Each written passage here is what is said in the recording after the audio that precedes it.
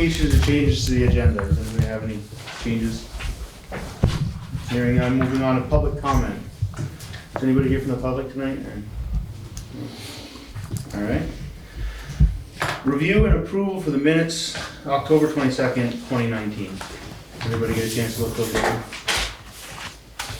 If you didn't find any errors or omissions, I'd like a motion to accept them. No motion. You have a second? I'll second that. All those in favor say aye. Aye. All right, up next, we have a request to consider additional property maintenance ordinances. Jim Cameron. Hi. So I was here just about a month ago, maybe a little bit more, and I brought up the issue of, an issue of where the ordinances were, what was in place, what could be worked on and couldn't be worked on. And then part of that conversation as well was the health officer, the role of the health officer in town. And so a suggestion was made from one of the board members about Matt Mahoran, who's here to my left. And I'm gonna let Matt tell you his official title in a minute, but I gave him a call. He was willing to come talk about what they do and how things are run in St. Albans and answer any of your questions. My expectation, I don't like this word, but this is about talking about something, getting it started, not, you're gonna vote on anything tonight or that's not the intent here, but rather that we talk about what other towns and villages might do. Some ideas even came out already from Larry, about how to put in place and keep active things that allow the village to take couches off porches and get lawns mowed and get trash off of the public thoroughfare that affects everyone's vision and view of what the downtown could be or the whole village could be. That was pretty grandiose, but those are my pretty words for what we're talking about. And there was a specific thing that brought me to the table, if you will, because I couldn't find an ordinance that would have required a house on Main Street that factually had trees growing out of the gutters, and the lawn is 2 feet tall, unoccupied, unkept, and it's right on Main Street. And there didn't appear to be an ordinance to even go after that particular issue. So that could be a specific thing.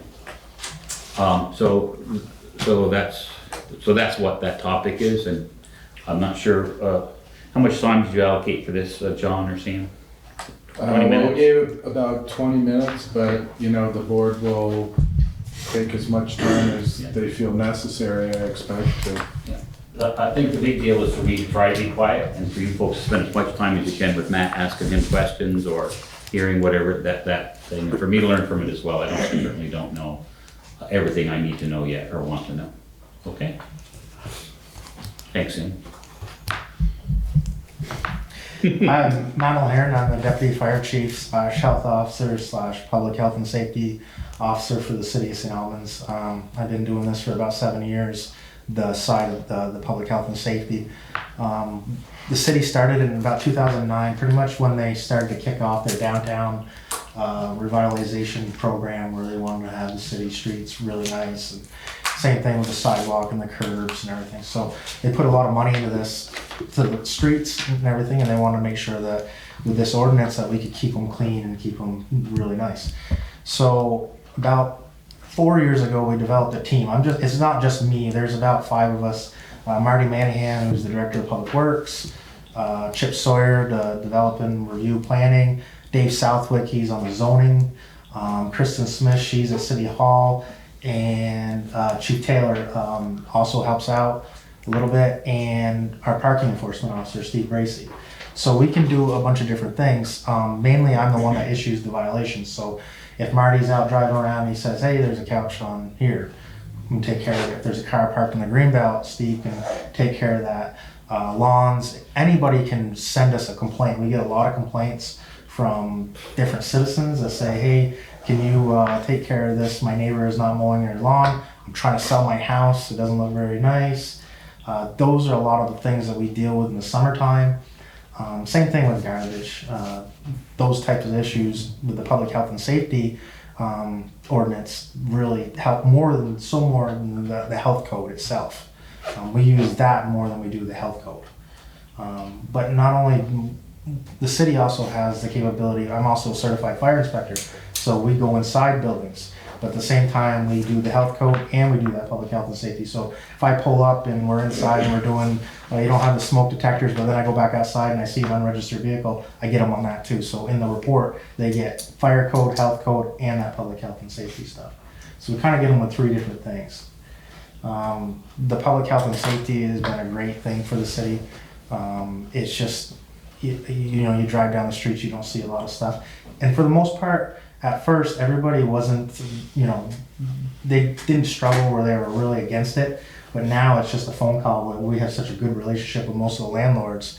Call them up or send them an email. Hey, can you get rid of that couch? Yeah, not a problem. They send you a picture. It's gone within an hour.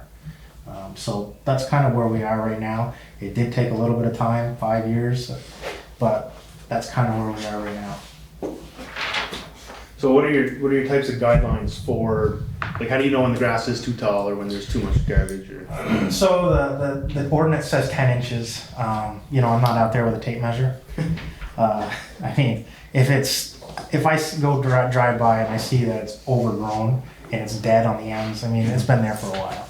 I mean, I'm not out there with a tape measure or yardstick. I don't try to beat them up. But, garbage, if it's out there for more than a couple days, like a couch, we have a couch right now that's in the snowbank.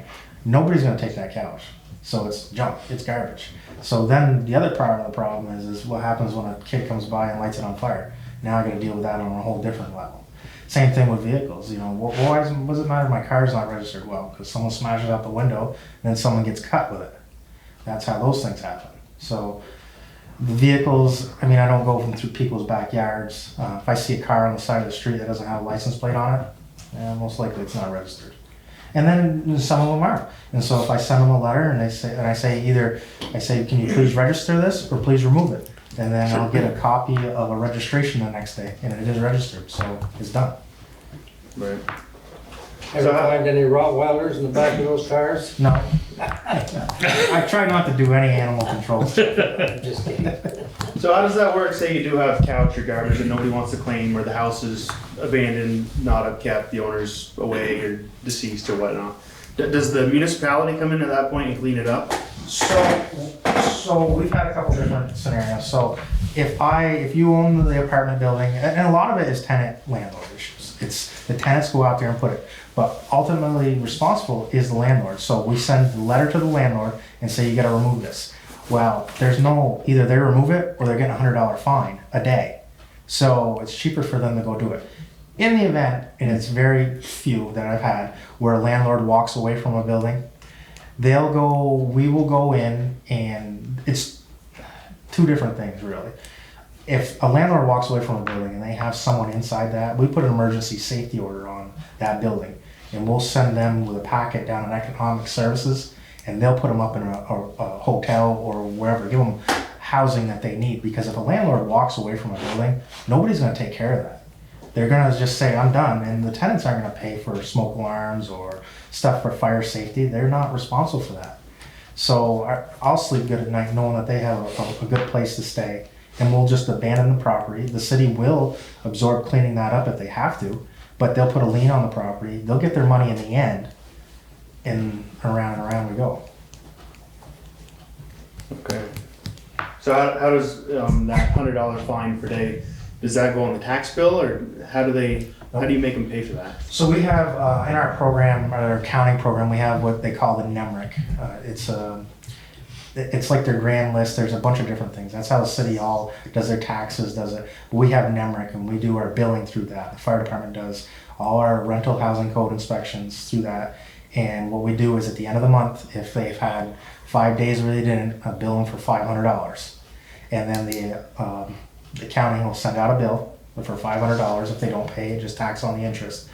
I think there's a limit, or there's an amount of like $1,500. If it gets to $1,500, they'll put a lien on the property, and then that lien stays with that property until it's paid, and the interest just keeps growing and growing and growing. There's been properties that have got to up to $40,000, and they had a house on Diamond Street, 36 Diamond Street. They ended up with the house. They got money for it. They built the tech center. Kids from BFA built the brand new house. People are living in it. It was a win-win for everybody.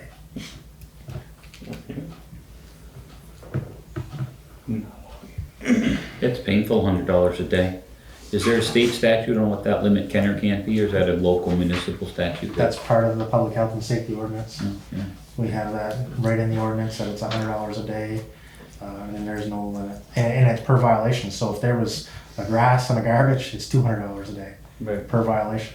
Is there like a warning period from when you issue your letter to? Yeah, and I try to give the benefit of the doubt. They say in the bottom of the letter, it says you got 48 hours, and I realize the mail, we certify everything. And I know it costs, it's like $3 and something for a certified letter, but now you got the proof that it went. And I keep 3 different copies, so when someone calls, and it is a little bit of paperwork, but I send a picture with the notice of what the violation is, and then they get it, and I usually give them like 4 days. Usually they got it within 2, but 4 days is a pretty decent amount. That gives them the 48 hours and plus the mail delivery time, and then I go from there. And most of the time, and it's not about money, making money, and that's what I try to tell everybody that calls me. Well, it's just the money. No, it's not. What that letter is to trigger that conversation. So people will call up and they'll say, "I can't get it until this weekend." That's fine. If you got a date, so when can I expect you to have that lawn mowed, or when can that garbage be done? Monday. Perfect. That's all we're looking for. We just want to get it resolved. Have we waived fines? All the time. If someone says, "It took me a little bit longer than I expected," they've waived the fines. It's just about getting it cleaned up and making it safe. Right. Yeah, I mean, that's ultimately should be your end goal, is just getting it taken care of. Well, if they're trying, you have to work with them. That's right. And then that's how you build those relationships. So the next time That's right. when you call them up and say, "Hey, can you just take care of that couch?" Sure, not a problem. You know. Yeah. It's setting the bar, setting the standard. Yeah. Part of it. And it's all the property owner's responsibility, not the tenant, if there was. Correct. Okay. Right. The tenant and the landlord can dispute it all they want. I mean, we're not. That was one of the biggest things that we came into when we did this was, you know, the couch. Nobody wanted to own up to it, and that's how we for a while would literally take a trailer and a truck and go out there every month and just pick up stuff on the side of the road and just get it done that way. And then everybody would catch on and be like, "Oh, it must be trash day. We can throw stuff out, and then we'll have a city pick it up." And then we're like, "All right, now we got to get a little sharper with the pencil here." That took a little bit of time too, but you know what? In weeks, we can go weeks without anything. I can go a week, and I can do 15 different violations. Right now, our big thing is health code with no heat situations with landlord tenants. We don't have a lot of, I got a few couches, but that's not a lot of the public health and safety stuff. It's more the health code side. Right. I just, Larry Jarvis, chairs, select board, and I'm the health officer, because we can't get one at this time, so it falls back on the chair of the select board. Just a couple of things I just wanted to pipe in on. You need to talk with Angie on some of this stuff, because there are codes in the zoning that do have fines and can be levied on, like junks, unregistered vehicles and stuff like that. I know that has, and the village and the town books are probably a little bit different. So some of that stuff might be in place, but not for, grass growing or different things like that. And another thing on the health officer, I think Matt is like not just a town health officer, but a public health officer. So it's another position. So it's not the health officer's duty to go enforce these ordinances. I talked to the state health department, and it's just the health officer is there for, lead paint, sewage spills, no heat in the house, things like that, health related issues, not aesthetics and things like that. Just wanted to clarify that out there. So it is kind of a dual position that he has there. It's kind of unique. It would be nice if you could pay a position for that and do two jobs in the same aspect. And I did reach out, we have reached out many times to get a health officer, and talking with this lady from the state, it's not uncommon. There's over 20 other select board personnel doing this position, and I did mention that it should be like a county type position there. You'd have somebody better versed like Matt doing a job properly, and instead of a select board chair that's out farming the fields and can't get hold of him when you got a dog bite or something like that. So I'm trying a few of those things in there and put out on camera there, positions right out there. But yeah, it's one of those positions that, you know, we're a town that a lot of residents don't stay here anymore. It used to be, you know, everybody was here in the community and there was a huge pool of people to pick from, and now, you know, a lot of these people that could do this position, they don't have the time for it. But it is, with any ordinance that you're gonna put in, there will probably be little areas where the health officer will be involved in. It won't be just the grass, it may be something related from the junk out there and you got rats out there, then it does become a health issue, so. But they're not the ones that are gonna go out there and say, your grass is too tall. It's just saying it is a kind of dual position. Right. I did sit down and meet with Angie and Henry when he was the health. Yeah. And we took a look at those ordinances, and what his issue was with that is enforcement, because the way that it's set up is the fines aren't that heavy and they don't keep occurring. And so I believe there was like a maximum of 3 fines, and then that's it. They just stop getting fined. So the guys would just pay the $200 or whatever it was, and then you're good for until the next pile of trash or whatnot. So, And that's the other thing too, is a lot of times you have to go through this step to get hold of the property owner, because the Right. messes a lot of times are not the property owners, and they may not even be aware of what's going on. So you have to take that step to get them involved, and then at that point, yeah, you need to have some levels of enforcement that are gonna be. right, and that was one of his main gripes, is that if the landowner's not readily available or not around or in Florida for the winter Right. or whatnot, it's hard to get a hold of them, and we just want the trash gone. You know, it's not about the fines or any of that. We just need it to be gone. So we took a look at some other ordinances around. I believe it's Hardwick has a policy where they will actually remove the trash and bill. They will Put on a tax or Yeah, something. they'll bill the landowner for that. And so that's another thing to consider too. But as long basically they're just looking for an end result, because there's just driving around today, you can see it covered with snow now, but there's a couple properties around that do have big amounts of trash and stuff like that out, and just getting it gone is the main Andrew concern. was supposed to, the one across the street here, was supposed to have a state level involved with that. Right. Yeah. We've had different situations with that. We had one, a property that the neighbors called, and it was the lady lived in California, and she just trusted people that rented there. We got a call that there was a bunch of rats. Well, I guess there was. The police literally came over with a .22 and were shooting rats. We didn't have the time to wait for them. We cleaned up the property, put a lien on it.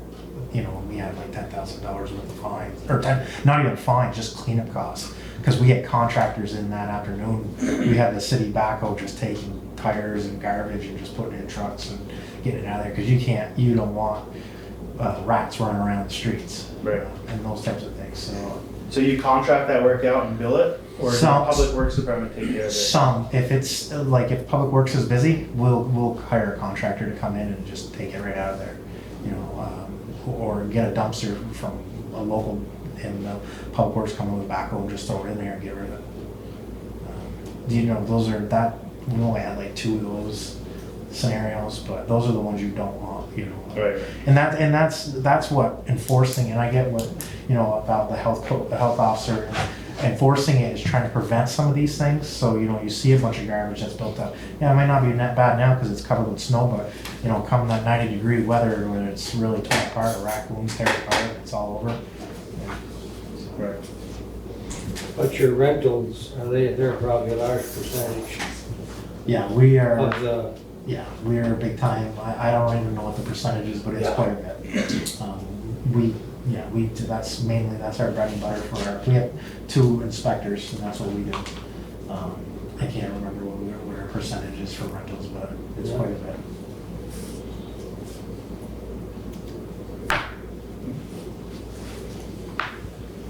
Jim?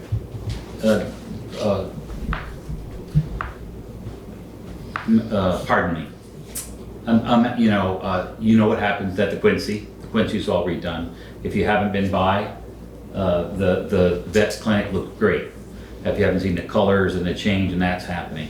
You didn't know she's leased the store next door to a florist. So that brick building's gonna come back online in a few months. They've already cleaned up the whole facade, they're fixing up the inside, et cetera, et cetera. Now you have people coming into town and seeing that, and then right next door, there's a house that looks like it's, belongs in the Munsters TV show, sitting right there on Main Street. So you've got people putting in millions of dollars onto that corner, and then they have to reflect with somebody next door that's not taking care of their property on any level. I'm not talking about just 10 inches of grass. So that really, that's really, I think that, I really feel like that's something that the select board, the trustees, people in town need to sort of get their head around. That reciprocity to your neighbors, just fairness, just, you made the comment earlier about somebody getting ready to sell their property and they're living next door to a place that looks like a hellhole. Not gonna happen, right? You devalued somebody's property, hurt somebody by allowing that kind of behavior. And then this, I think, came up from Larry earlier. And that thought or that model has been talked about in different positions for years here, for 2 or 3 years here. As an example, Yvonne Keogh's job, there was conversation about making that full-time by merging with Montgomery, or so you had a full-time recreation director. That's what their job. They had a full-time job, but they might serve different towns with that same role. I think this is the perfect example of how that could happen with here and Highgate and Swanton. You have a full-time health code officer, enforcement officer, whatever. They know all the rules, they help coordinate all the ordinances, and they follow through, and their costs are all shared by different communities. So no one community has somebody for 10 hours a week or sitting in an office waiting for something to happen. This person could be out there doing all that proactive stuff for all those communities. And it's a great way to share resources and it's a great way to leverage yourself, and not just make that huge one commitment and say, oh, is this gonna work or not?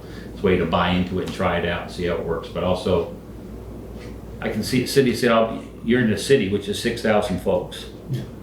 The village is 2,000, towns, Village is 1,500, the town combined with the village altogether is 2,800. Yeah. just under shy of 3. Yeah, town and village together. Yeah. So I'm not trying to make a direct mathematical thing. I'm just thinking about numbers of people and, relative people. For better or for worse, Gary's here, John's here, Angie's not here. But how the city does that is, I kind of knew it, but I didn't get it the way you explained it, which is everybody's involved in it. Everybody says, here's a problem or here's a thing. Everybody can bring that into play. So it's not just, I can't do anything about it, or who do I talk to? Right. I think that's kind of the attitude at this time, where the neighbors do see a bunch of garbage or tall grass. Who do you talk to? I mean, there's not really. I feel like there is a need for an ordinance though, because there's not really any way to enforce it right now. I mean, we have policies up. Policies can only get you so much. I just want to touch on one thing that Jim said about, different houses. There is certain cases where, you run into the elderly couple who really can't afford to paint their house or whatever. Some of that money that we have taken in fines, we have done low interest loans. We've also, I'm not sure what Chip Sawyer does, but he does something where there's a program that gets some of these people help and the funding.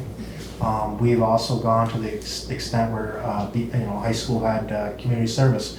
We've gotten people over and picked up the debris and put it in the dumpster and done those kind of things too. So there is that rare cases where you do have a home or occupied home where they just can't do it, they're just strapped. And so we've tried to do our best that we could with that too. And the other, what Jim's talking about with the county-wide health officer, that's talked about in everything, fire departments, law enforcement, and it's talked about everything. There's so many resources out there for health officers. There's that forum that, even some people, I get stumped sometimes, so you just punch in on the email and it goes to all the health officers in the state. Has anybody ever run into this? And then you get like 10 responses back within an hour. yeah, I did this back 5 years ago, so. That's the types of problems that all these smaller communities are running into. Even us, if we didn't have full-time people, we probably wouldn't have a health officer that was just designated for it. The town of St. Albans had a part-time health officer. The fire chief is now the health officer. He's full-time. So Right. it's just tough. It's very tough. Yeah, I think it needs to be brought back to Mount Pigger, and the statute needs to be changed, the verbiage and stuff, so we can get the proper health officers for all the residents of all the towns, and we're not getting that consistency. And if it was, the verbiage was, this position is county-wide in districts or whatever, instead of, the select board's gonna take care of it. It's like, you're not gonna have the proper trained personnel, because the turnover, different chairs all the time, and the ability for them to be able to do the job. Is that mold or not mold? Right. You don't know, The unless you took the training. that ordinance, though, besides the health part, but the ordinance that you're thinking about adopting, anybody can enforce that. I mean, the chair of the select board, the fire chief, the director of public works, if they're out driving by doing something and they see, that could be a problem, snap a picture and then write this thing up. I know it takes a little bit of time, but you could have a lot of those problems just resolved with a phone call sometimes too. That not so much the health side of the no heat, the mold, the lead paint, but like the garbage on the side of the road, the tall grass, those types of things. Right, and especially if you have 5 people that can enforce the ordinance. Exactly, it takes some of the pressure off of each other. Even having, I don't know what you have for office help, but just, taking the picture and giving it to someone and saying, can you just send this out? And doing it that way, that's big too. Yeah, I'm ward head of Elton. I live in East Enosburg. And your area of responsibility is just the city? Just the city of St. Albans. And if you go out my way, where I live, we've got a variety of how landscape presentations, not some of which have been there 30, 40 years. I understood when I moved here in those days, you didn't get after your neighbors for stuff like that. So my query is this a discussion that's limited in Enosburg, going to be limited in Enosburg to just the village, or is it something that we need to keep in mind, whatever the ordinance are, at least match them up enough so that we could do something at the town level later, or time together? I don't know, but to me that's hard, because something to you think get about. an old farmhouse, it looks like junk, but it could be But you know down there. art or You know something. something. All right. We don't need to go into the details. I agree with that. Cupolas and barns and stuff, it's like, it's disrepair, but it's not some Patina. A lot of patina. historic. Yeah. So To me, ward, there's an issue, but is this a village issue at this time, and it's gonna stay that, or should we be thinking from the beginning about implications for the town as well? so ward, any decision or action that this board would take, if they do decide to take any action, would be limited only to the village. Yeah, I understood. The trustees don't have any authority outside of the village boundaries. So if you wanted that discussion to go, beyond that to the town level, then the select board would need to discuss, similar things. But all of us do live in the town. For me, it's an issue that this isn't the only area it's a problem. We have to be talking about that. I think for simplicity's sake and continuity's sake, I think whatever does happen should happen for the town and the village. And then,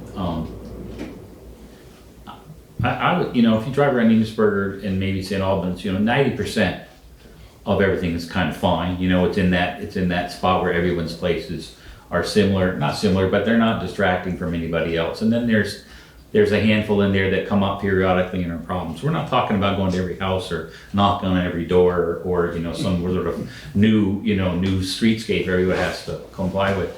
And I think there's always gonna be those 1 or 2 or 3% of the people that are gonna be really difficult, you know, where you're gonna get into fines and this and that. I'd like to think that most people that get a note or get a letter or get the routine, that they're gonna respond. The vast majority are gonna respond, and it's only the few. Right now, the village and town of Enosburg doesn't have the staff. Doesn't have the staff to do this work, just doesn't, it isn't there. So we could have ordinance up the wazoo, but it's gonna add to a lot of people's work in the room, and maybe that's fine. Wouldn't be my position. My position is you need a position. You need somebody whose job is to know what the rules are, be able to follow through, have business hours, you know, send out $3 certified letters so everything's done well and correctly and get that done.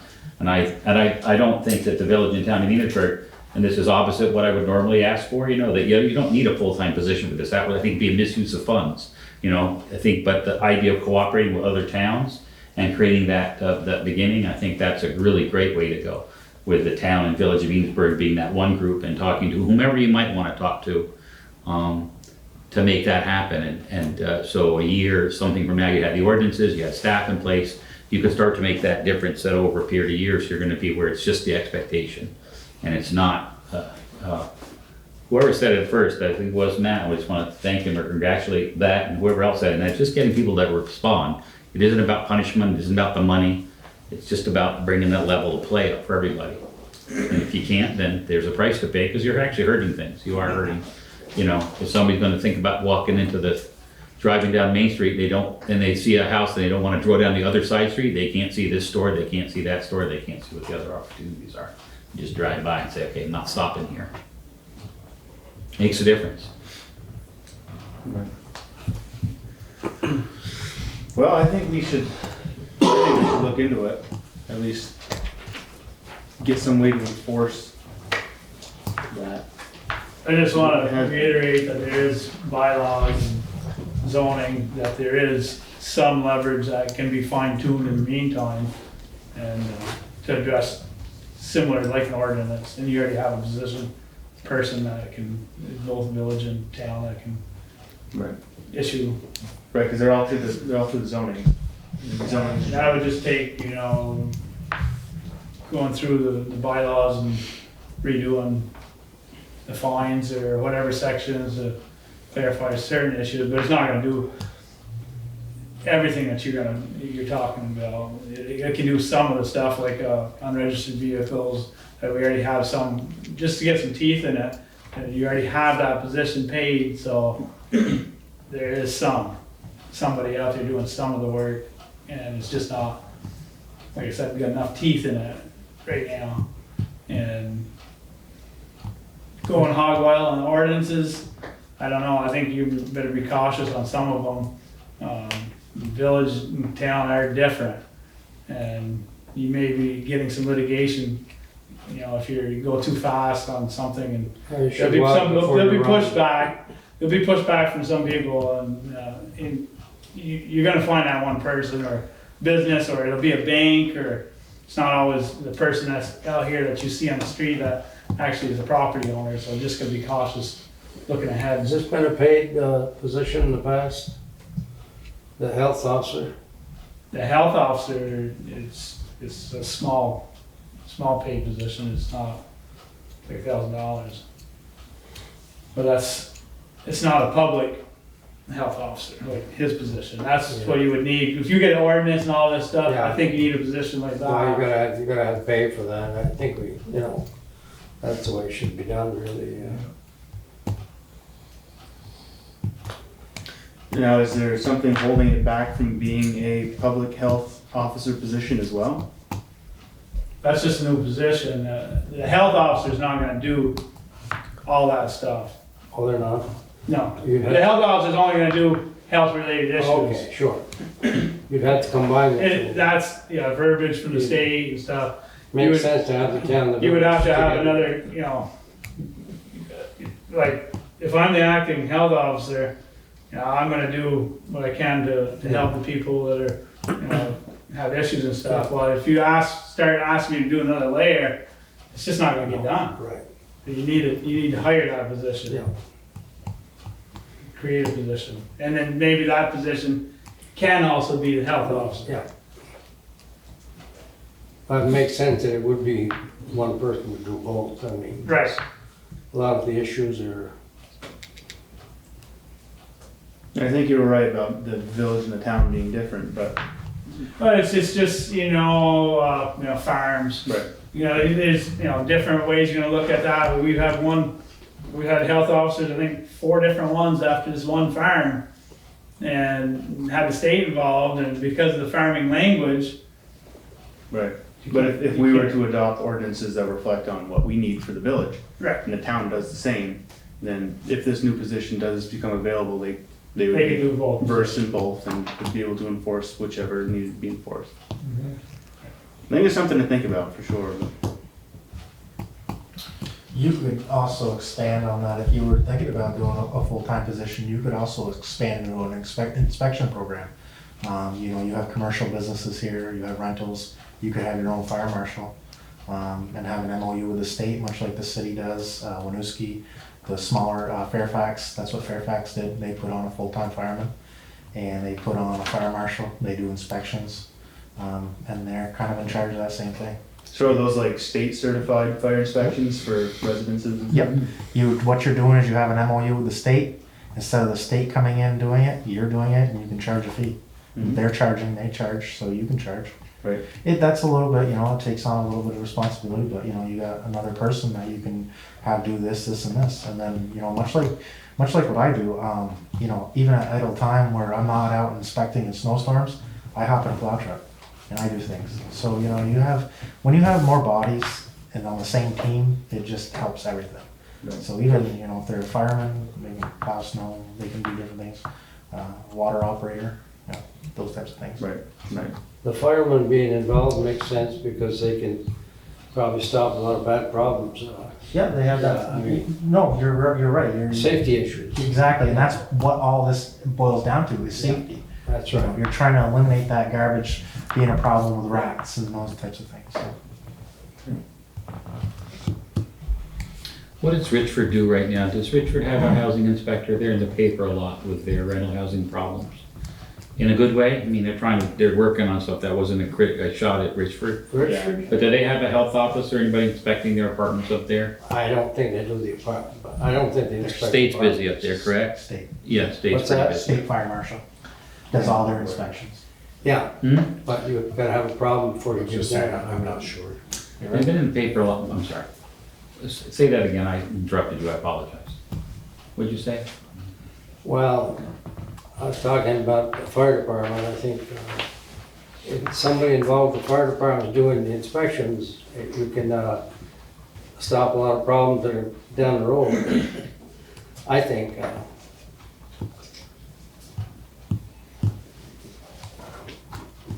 Yeah. Okay. Is that, does anyone have any other questions? and inspecting rentals would make sense too. Right. I think. I mean, there could be some bad situations there that, I'm sure there is. Even in your commercial buildings, your storefronts, Yeah. I got a question from Matt. So on code violations, housing units and stuff, you guys just go and inspect them, or does it have to be called in and the tenants are saying, hey, there's a problem here, and So- you need to be aware of it? We broke the city up into 4 quadrants, and we inspect each quadrant every 4 years. So we're going in there, every 4 years, we're going into one part of the city, and we just keep rotating around. If we get a tenant complaint, a health complaint, we look and see, well, when was the last time this building was inspected? Because we're going through the whole building, we're not just going through one apartment. Yeah. We want to do it all and get it done with, and that way we can eliminate that. That's the benefit of us being fire marshals too, is that we can go in there and do all that. It's a one-stop shop. We're not just looking for mold, we're looking for But I think detectors. that's the health officer, they can't go unless it's called in. Right, the health officer can only go, but even when we get called as the health officer, we're inspecting the whole thing. We're looking for ground fault outlets, everything. Yeah. We're not just going looking for mold, we're looking for it all. Just because we don't want to keep going back and forth. Yeah. And then, transfer of sales, buildings that sell or get sold, we have to go in there and give them a certificate of habitability. Yeah. So we go in there and do those too. Similar to occupancy, certificate of occupancy. That's exactly what it is, yep. That's a good local tool instead of needing to call a state or private. Well, that, and plus you have someone on your ground level that's in your community that's going through these buildings and saying, coming back and reporting to whoever their boss is or the board and saying, you know, we might could have some problems down the road here, and you know, and a lot of it is you got somebody, not saying anything about the state, but you know, you might get an inspector that's from Jericho or wherever, Cambridge. They're not really in tune to this community where I live in that community. When the pager goes off, if I was just there, I know where I'm going and I know what I'm looking for, those kinds of things, so. Right, very good. Anybody else have anything to add? I think this was great, thanks very much. Thanks. Well, thank you very Matt, much. thanks, Coming in. great. Not a problem, anytime. You answered a lot of Nice questions. meeting you. Thanks. Thanks very much. Thank you, Mike. Thank you. Thanks for your time. Thanks, Larry. That was great. I'm working on 2 properties with building trades that were taken over by the city. Just like Diamond Street. I'm on 2 properties right now. See you, Larry. Building Bye, trades Larry. kids. Thanks, guys. Good night, thanks. Larry. I have a story. Oh, gosh. A short one. We lived in Switzerland, Geneva, Switzerland for a number of years. And when we moved from an apartment downtown to a suburb, we quickly were informed that, what I remember, was if it was the second weekend in June, if you didn't have your hedge cut, somebody was gonna be there on Monday or Tuesday asking for money. And if you've seen pictures or been to Switzerland or been there, you see what their landscape looks like. But it's not quite as democratic as here. Yeah. In a number of ways, yeah. Alrighty, moving right along here, we'll go request to release water and wastewater allocation for 63 Archambault Street. So if board flips in your packet, you'll see a letter from Rick Green, who is the owner of 63 Archambault Street. If you're not sure what that is, it's where the Mighty Oak is, on the corner of Archambault and Depot Streets. C.H.B. Board Jones. may recall, pardon, guy? It's the H.B. Jones store back in my day. Oh, back in your day, yeah? Now go ahead. So board may recall, over the summer, they had requested 0.5 or 0.75, I should say, allocation, water and wastewater for the property. There was a concept that there might be a hair salon moving into a part of the space that the Mighty Oak is in the building. That is apparently not going to happen now, so Rick is asking board to release that 0.75 allocation on the property. I don't see an issue with that, you guys? We had approved it. You had We had approved it, yeah. Right, you had approved the allocation. You don't need it, or you didn't. Right, he doesn't need it, so he's asking you to release him and release the property at the allocation. I move we go ahead. Wait a second. I'll second that. All those in favor say aye. Aye. Motion's carried.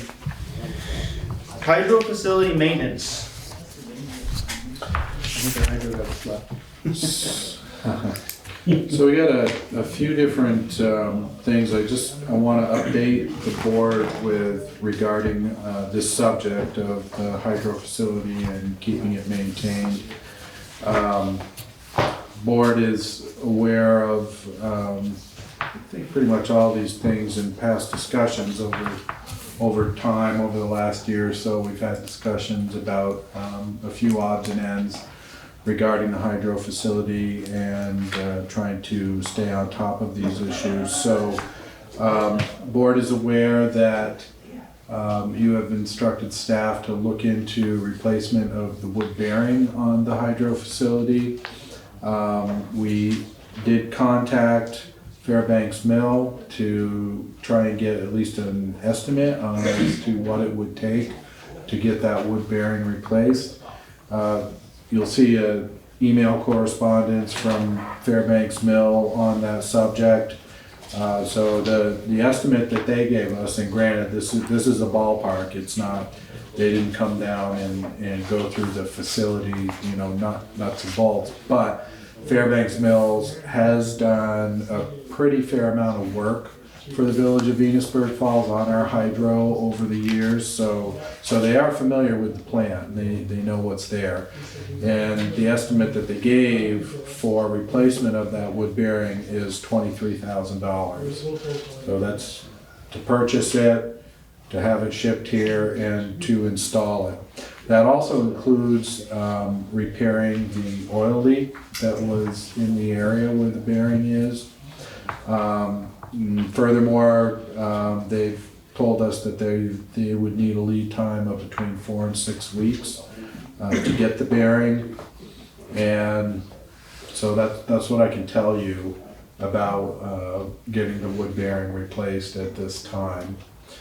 So I don't know if there's any more discussion the board wants to have during this meeting, but you asked staff to look into this issue and let you know what we were able to find. So that's kind of where things stand with the wood bearing issue right now. We have not given any further instruction to Fairbanks Mill right now on that. So they're just kind of waiting to hear whether we want to have them come in and do this or not. But it's gotta be done. I was under the understanding that bearing was gonna be right around $5,000, right? For the purchase, Right, so it's, they're But thinking then it's you gonna got cost $18,000 to install it? that's the estimate, and to fix the oil leak. I don't think the oil leak is that huge of a deal as far as cost. My understanding is that it's not a very significant leak at all. But I don't think that this number is, I think it's a little high, to be honest. That seems like a lot. Who installed it the first time? The installer was Fairbanks Mill. They were subcontracted by Kingsbury, and the engineer was H.L. Turner Group. And they didn't give us a breakdown, like an invoice. No, they said they would do that. They said if you, meaning the village, would like them to put together a formal proposal, they are willing to do that. But this is, just their very ballpark estimate as to what they think the cost would be to rectify those situations. I would like to see an itemized quote, because if that seems high. Initially, we were thinking that we could fix more than one of these issues with the 19,000. But if just this one thing's burning up 23, and then there's some other fees associated, and the electrical bugs, stuff like that. Yeah. So what else have we got hanging there besides the wooden bearing and the oil leak? The programming issue for the electronics. Yeah, that's the next priority that we had talked about, was getting the electrical components rectified. But is it still down now, the village plant? Yes. It is? Plant number 1. Yeah, Why is that? The Kendall To wait the plant. parts. For They blew a conductor and had some wire burns, so the parts are on back order. so that is in the process. Yeah, right. It's kind of a slightly different issue, Yeah, I know. related, but Yeah, I was talking the about conductor, the conductor blowing is a little different than what we were talking about with Olson. The conductor blowing was a result of a system-wide outage that we had, almost 2 weeks ago? When our entire system was dropped by Vermont Electric Co-op because of some problems they had in their system, and they dropped our switching station, got it back on, they rerouted our system, and we were only out of power for probably 2 minutes or so, in that ballpark. But sometimes when that happens, it can cause other electrical problems, right? And in this case, that's what happened with our well, hydro. the reason I was asking, That's a little different than the other larger issue. I agree with Sam on the cost, Yeah. more than what I would. So what's your wish? Do you want us to ask them for a proposal then, or? I think I'd like to get numbers on everything. I would think so. Thinking we're Because doing. have some kind Okay. of, What is that oil leak and what does that entail as far as repair? Actually, I don't know, it's an oil leak, I think I, you have to talk to David, I'm not really that learned what's, there's been an oil leak there from the Right. start, I'm not sure what it is. And is there anything that, well, I guess ask them if there's anything that we can do in-house. I would assume the reason why it hasn't been fixed yet is because they're waiting for the whole. Dave will be Thing back settled. till, I think, 25th. Dave's gone, he's in New Hampshire hunting, he's gonna be back here hunting for next week, so we won't see Dave till 25th. Right. Yeah, because if we can do that ourselves, then that would also save some money. Shouldn't have to call a are there other ones that put this wooden bearing in? Fairbanks is the one that actually installed it. They were a subcontractor to Kingsbury. So we didn't have a contract with Yeah. them to do this. Our contract was Was with right, yeah, Kingsbury. no, I But understand. they were hired They by were a sub. Kingsbury as a Yeah. subcontractor. So yeah, I think maybe we could get a Yeah, I itemized agree. quote, then we can Yeah. see exactly why it's Something to that start high. with, yeah. Yeah, I think that'd be a good idea. Okay, well, we can certainly ask them to sharpen their pencils a little more and, give us a little more detailed proposal, rather than just a rough estimate. And as far as the blown conductor there, since that was caused by Vermont Electric Co-op, are they gonna cover the cost for that? No, we won't get anything out of them, but we, Sam, I don't think it's all with BC. I think there was a loose nut, like aluminum nut or whatever it is, drive nut that holds the wire they think maybe was loose, got loose, causing the wire to arc, I guess, I think Martin, that's what Dave said, now I can't. Yeah, this didn't occur during an outage. I thought it occurred like right after the outage from VEC. No, it was the day Okay. that we were doing the I smoke missed testing on the sewer system. We got an alarm from the hydro system, an automated alarm, saying that it had gone offline. Dave came down and inspected the turbine house. There was smoke in the house. A contactor had opened because the unit tried to shut down normal operation because of low water in the channel.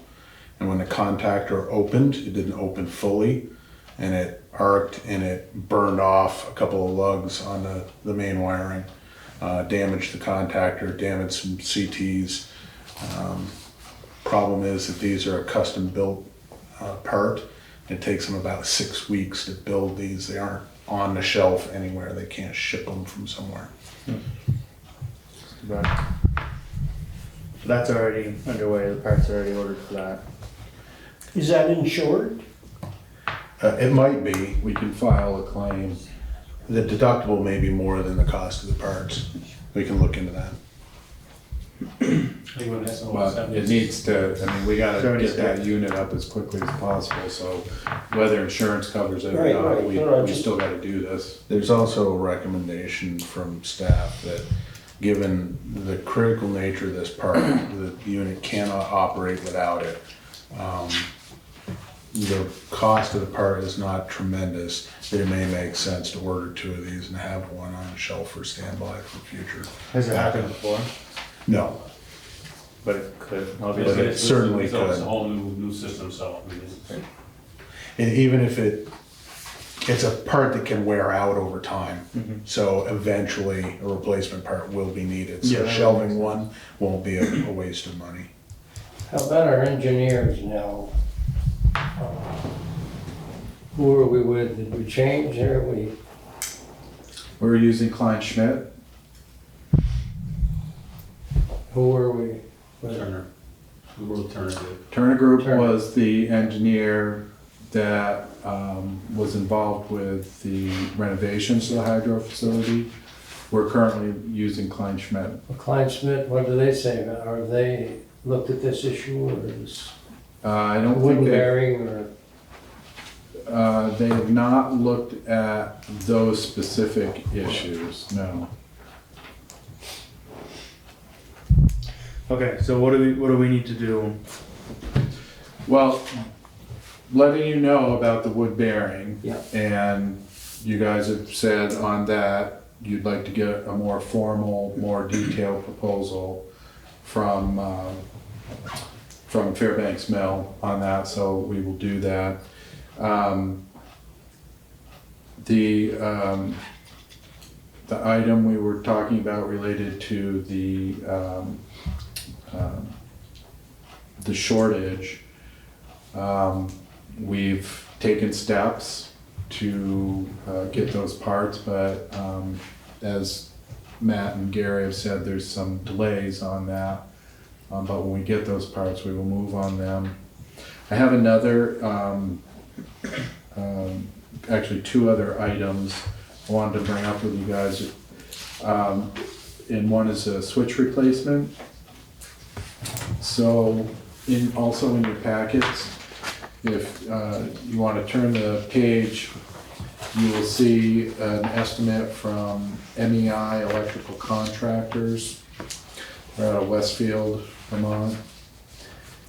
We, along with that, I think it was related to that same issue, right? This is, Yeah. that burned out contact. Right, that burned out contact. So we got an estimate to do all of that in writing.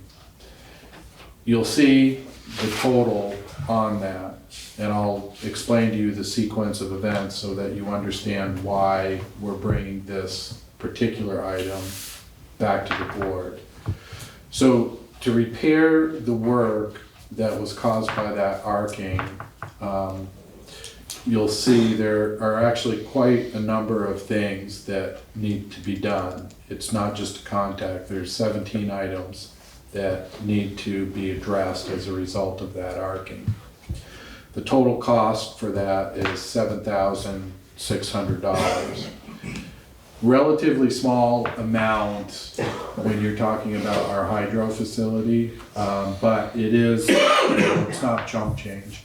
And it's more money than I have authority as village manager to give approval to. So at the same time, you know, we did not want to delay any longer than possible plant number one being down. I had a discussion with our chair, Sam Valancourt. Sam and I decided that we really needed to act quickly on this. So we decided we would, you know, make an executive decision together and tell Dave Westcom to get things moving with MAI so that we could get the parts ordered at least and they could start manufacturing them. So they did that and we took those steps. Now, because according to our procurement policy, this is more money than I have as village manager to actually authorize. I need to come back to you, to the full board, explain to you why the decision was made to give this company the authorization to start the manufacturing and ask you to retroactively approve that action. I'll go ahead and make. What, second? Second. All those in favor, say aye. Aye. Motion is carried. Great, thank you. And then the third thing I wanted to bring up with you guys under the hydro facility maintenance is you recall also we had a recommendation from both Turner Group and Klein Schmidt that the trash racks needed to be replaced in the not too distant future. We had a dive team in last month. They did do some repairs. They straightened out portions of the trash racks that they could see were bent. And so that should, you know, get us through at least this winter with those repairs that they've done temporarily.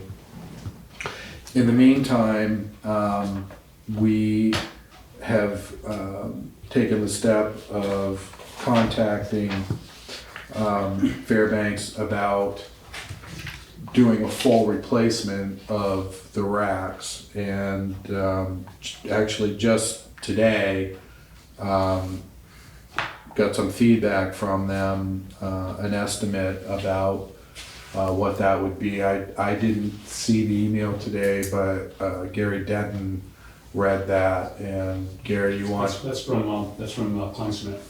Oh, I'm sorry, it's from Klein Schmidt, not Fairbanks. We got an estimate from Fairbanks Mills, and they said around the I can't remember, 150, 160, I think it was. Okay. But then I got an email from Klein Smith, and they guessing it's about 165,000. So they're both in the same. Yeah, so this costs $30,000 for a dive team, and then they're getting $2 a pound, so they're hitting around $165,000 to build it and install it. Okay.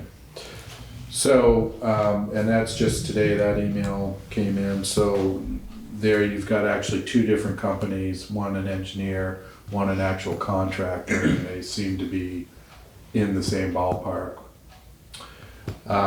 So that's more for informational purposes at this point. If the board would like, we can include that in your 2020 budget for the electric department so that you can see what that looks like. If you have had a change of heart with, you know, the dollar amount, then let us know and we won't pursue that anymore, at least for the time being. They do need to get replaced though at some time in the not too distant future. You're talking 165,000, so, yeah. Right. We could probably get a couple more years out of them, but Yeah. probably not more than that. We Can't as be I done in said, the winter time anyways. They can build them, or they can do. Yeah, they could They start. can build them, but they can install them. Yeah, they could start the manufacturing, Yeah. but they couldn't put them in, I don't think. So, you Now, know, would that been part of our original contract or proposal? I don't think replacing the trash It wasn't. rack was, no. No, I'm just curious.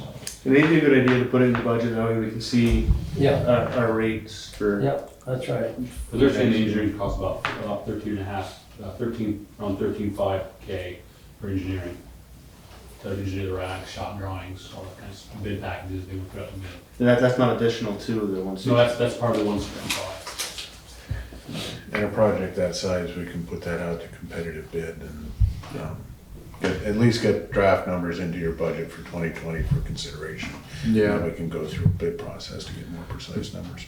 Right, the thought had been, if you do want to pursue this for 2020, and you did end up keeping that in the electric department's 2020 budget, then we could maybe put this out to bid, you know, late winter, early spring, get the bids in place, and then have the work done over the summer when, you know, the water is at its lowest level anyway, and that'd be the ideal time to do it. Yep.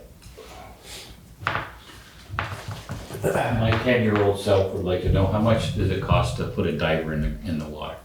What is is there an hourly rate that he charges to put a diver in the water? rates. Iron Green? They do daily rates, if I recall, Gary. Yeah, I think. Just a curiosity, no criticism, I just. I don't know really the number off the top of my head what they get. I know they spent 3 days out here fixing. Doing the repairs It was to the around 14 racks. grand. Is that much? Welding, and then they were That was a team of divers. Quite a skill, huh? Yeah, they were out Yeah, cleaning it the was tail. more than one though, that wasn't Oh, just no. one guy. That was a 3-day. They did tail race, and it was 10 grand. They had one diver in there, and they got 3 guys up with cameras and that. Yeah. And I think it was around 10 grand. They were there maybe a couple days, or. You'll remember, you will, maybe Sea Hunt, do you remember Sea Hunt with Lloyd Bridges? Huh? I remember. The TV show Sea Hunt? I remember it. Sorry. Has to be on. What's it called? No, either, no. It wasn't. I was just. That was one of my favorites. Was that I was before like a really Archie little Bunker and kid, after, 2-3 Eagle? years That was old. before. Yeah. Way before. I was a young kid when that was happening. Yeah, well, you would know Bo Bridges and Jeff Bridges, right? Jeff Bridges. So the guy he's talking about, Lloyd Bridges, is their father. Alright. Sorry, just add a little humor to the Yeah. $165,000. Yeah, yeah. Police for me. Okay, so we'll put this in the budget then, the repair of the trash racks for you guys at least to look at, to discuss it more. And for now, you know, that's what we'll do, and then we'll see down the road whether you guys want to keep it in the budget for next year or not. Okay, good, and I think we've covered everything under the hydro facility maintenance. All right. Up next, we have street paving bond proceeds. Matt, you wanna take that one? So the board will recall that we asked voters to approve bond issue of $490,000 to complete the 2019 paving projects. We have completed that project. We have expended $418,490.34. That leaves $71,509.66 of bond proceeds unexpended. The village has three options of what to do with those bond proceeds. They could expand the scope of the original project. They could seek voter approval to do additional projects with those funds, or they can dedicate those funds to a sinking fund, which will be used to pay down principal and interest of the bond issue. So changing the original scope of the project, what would that has to be related to one of those 4 streets? Yep. Right. The voter referendum was very specific. It was specifically for the paving of the listed streets that were completed. So you would not be able to use that to pave, for instance, Orchard Street, Right. which was not part of that. Now, does that include paving sidewalks on those streets, or are sidewalks a different aspect of that? You, Theoretically, it is that same street. you may recall that in the original scope of the paving projects that was presented by the Director of Public Works, it included the not only the repaving of St. Albans Street, but the repair and extension of the sidewalk along St. Albans Street. That was stricken from the project initially for a cost savings measure, but it was part of the original scope, considered scope of the project, and could very well be a qualifying expenditure. 71,000 won't buy us the whole street. I believe it was around $155,000 for the sidewalk to replace existing and to extend it all the way to Pearl Street 105 at the I think the west cost end. of the strike up here on Main Street, I think when you figure all the cleanup, and it's about $60, $61 a foot. When you figure the concrete, cleanup, the paving, all the restoration, you got about $61 a foot.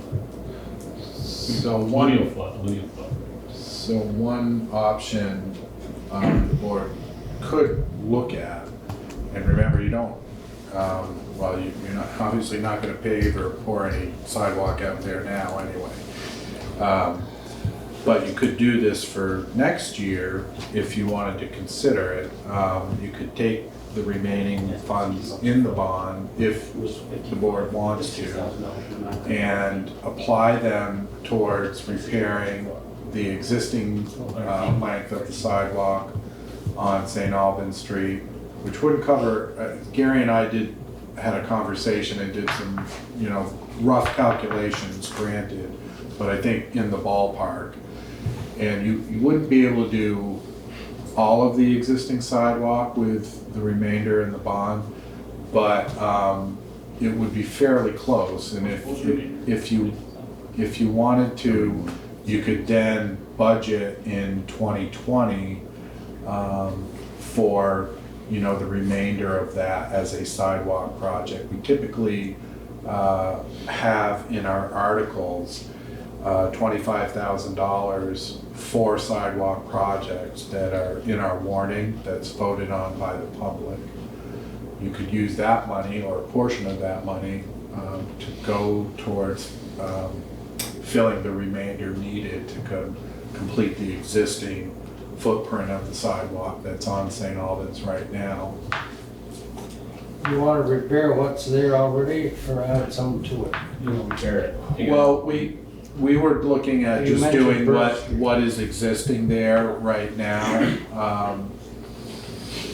Yeah, if you want, yeah, and it gets a little bit complicated because you've got the Maynard Trust property, which was a planned development originally on St. Albans Street that, as of yet, never happened.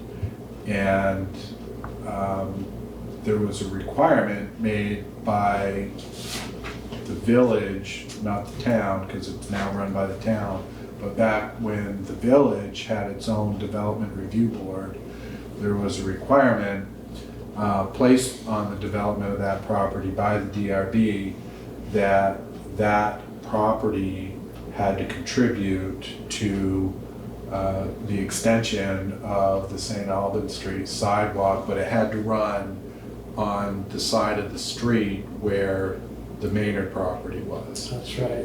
So it gets if you're gonna think about trying to extend that sidewalk down to Pearl Street, you gotta bring that history into the picture because it's relevant, and the village is still holding money that was given to the village by the Maynard Trust to assist in completing a project that would go in front of that property down to Pearl Street.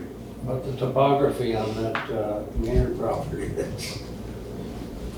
Well, it's never happened anyway, and it doesn't really make sense to build the sidewalk no. if you know that, there's potentially 7 or 8 houses that could be built on that section of land.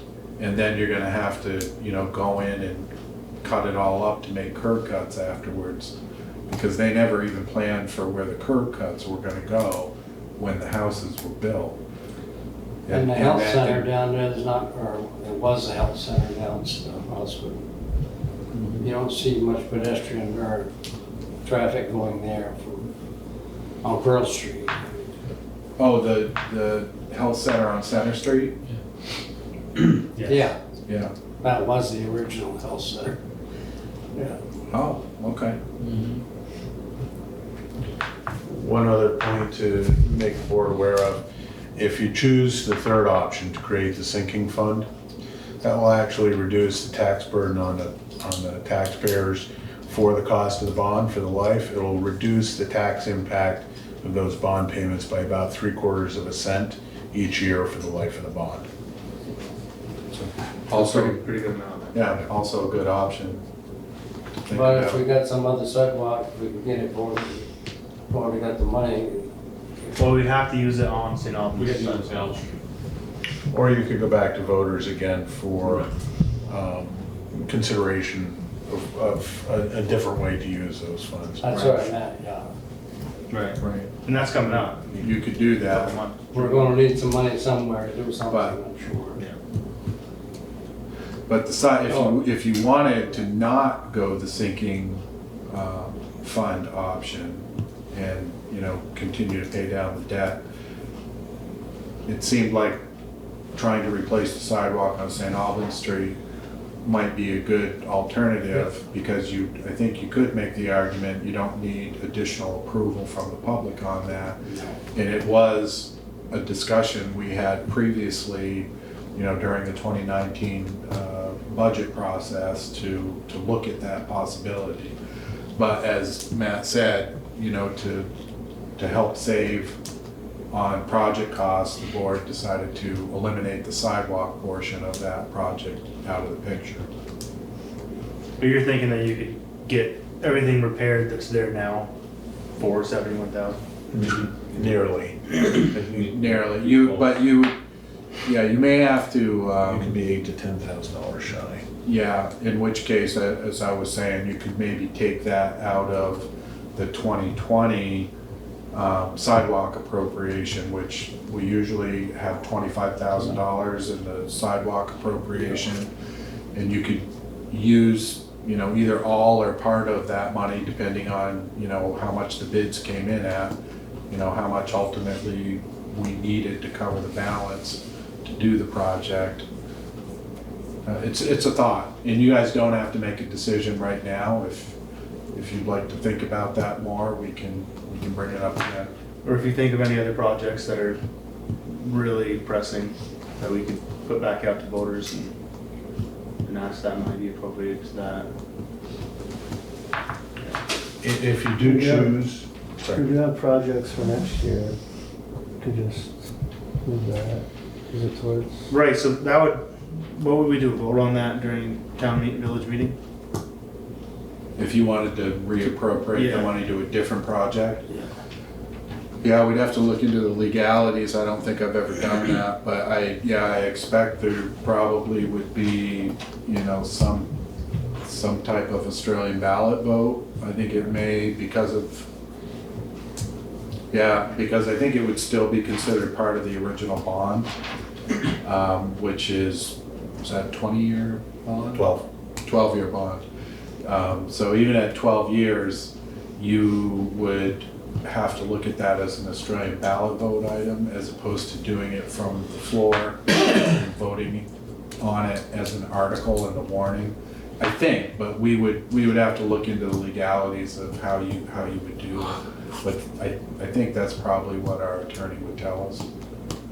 So if we did use that money to repay the loan, would it cut the life of the loan or would it cut the payment of the loan? So the bond council has made it clear that statute requires that the funds be applied to principal payments. I haven't gotten a clear specification about whether or not that can be applied in full to the principal payments until that's used up, or whether it should be used a portion equally for each of the 12 years. My guess is that may be at our discretion, but I will get a clarification from bond council on that. If you do choose to go that route, the board would just have to approve a resolution to create the sinking fund. Yes, I guess just something to think about, Yeah. what way we want to go with this. What percentage is that of the total bond? 15%? Just something out there. Testing my math. It's around 15, 16. Less than that. It's around 12%. It's around 12% of the original bond issue.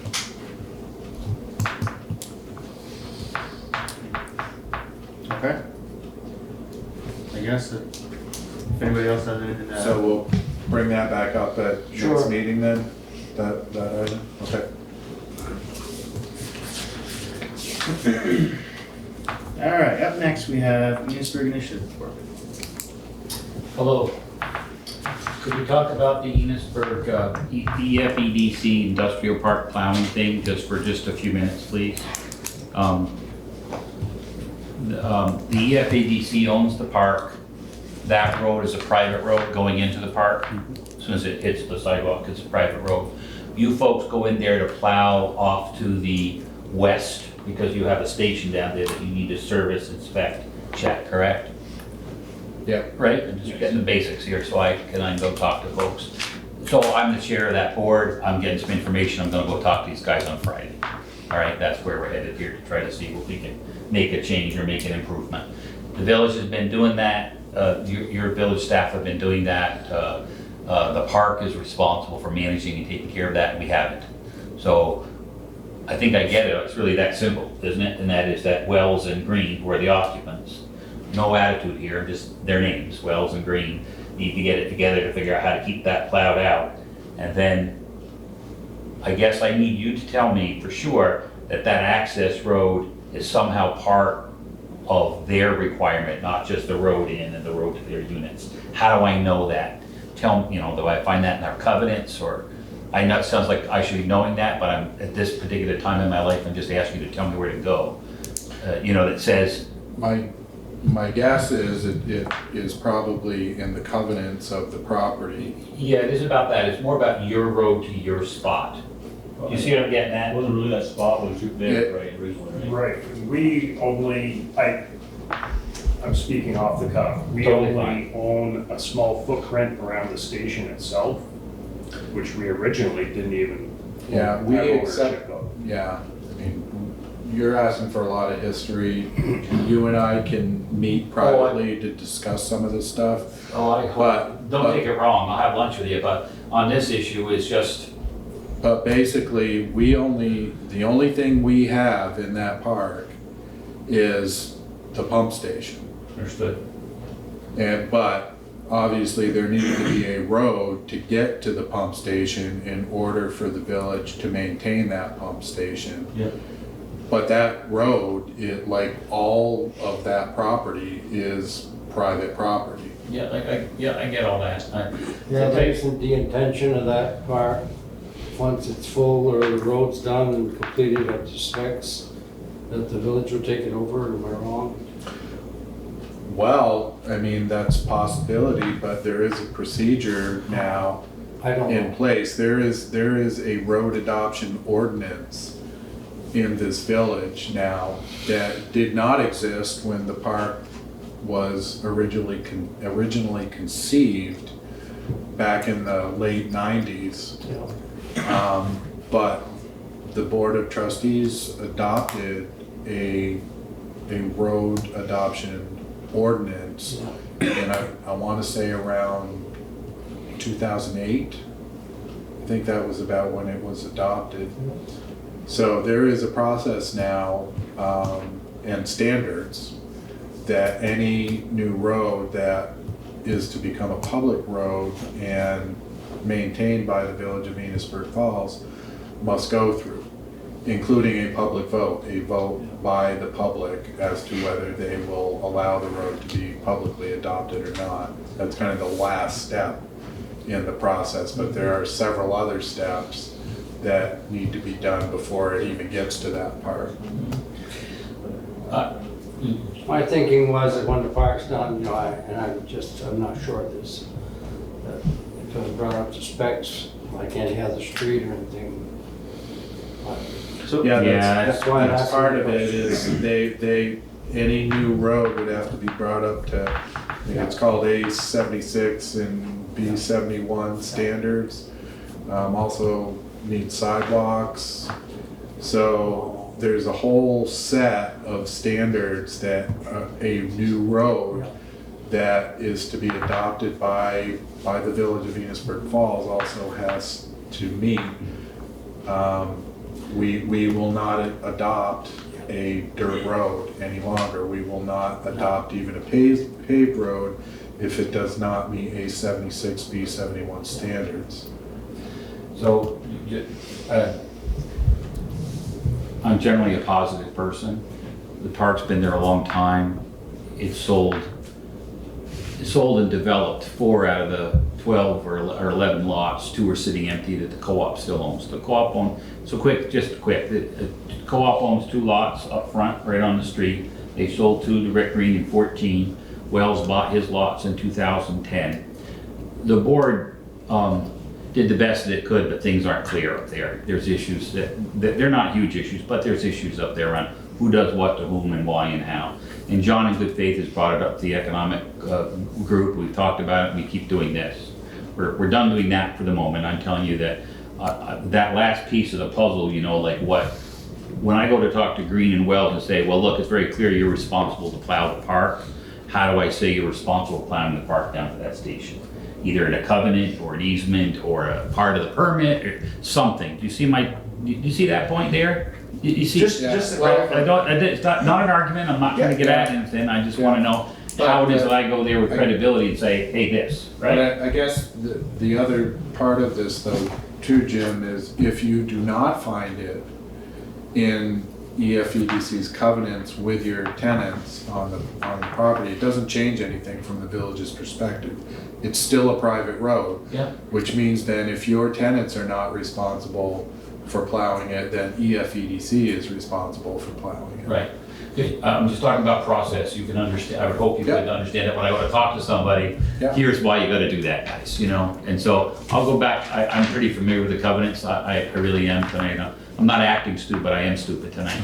So, I'll go back and look at those covenants and that's the history. While we're talking about the industrial park, there is by the sign right to the road, there is a copper test port that's been there since they put the water line in, and it's never been removed. It may freeze, we've covered it with hay, but it probably should be removed, it's part of your. Okay. So just to clarify here, this may have been an issue before I was a member of the board. So what exactly is the concern with that? Is who needs to plow it? Yes. Who needs to plow back Plow to to the plow part the- of the road? My understanding right now is that Wells plows the whole thing for himself, and Rick jumps onto that other, he covers the beginning part of it. I don't think he goes into Rick's property, but maybe he does. I'll find this out on Friday, I'm sure.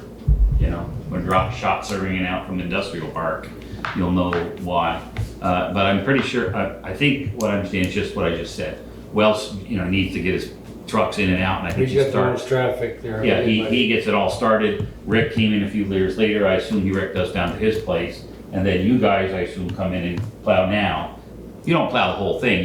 You come in and get down to your part. Right, we Right? plow the Yeah, section right. that goes down to the pump So station. I have to go, again, this is just a process question. I gotta go talk with them and say, here's where we are. Or what is it and how does that work or whatever. Right, So I'm assuming you pick the plows up when you go into the yard and then you drop it where our right of way starts. Is where you end up. Where we need to Go to continue pump. maintaining, I wouldn't say it's right away, but.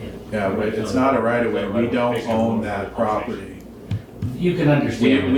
But we are responsible for I maintaining think I get the it pump now. station, which is why we've been doing it, because when the first tenant moved into that property, into the park, back in, I believe it was 2011, EFEDC told the village, well, we don't have any money to pay anyone to plow, and there apparently was no willingness to confront the tenants on the covenant issue. And Exactly. but the village was still responsible for maintaining that pump station. So we needed to get to that pump station 24/7. We have to have 24/7 access to it in case anything goes wrong.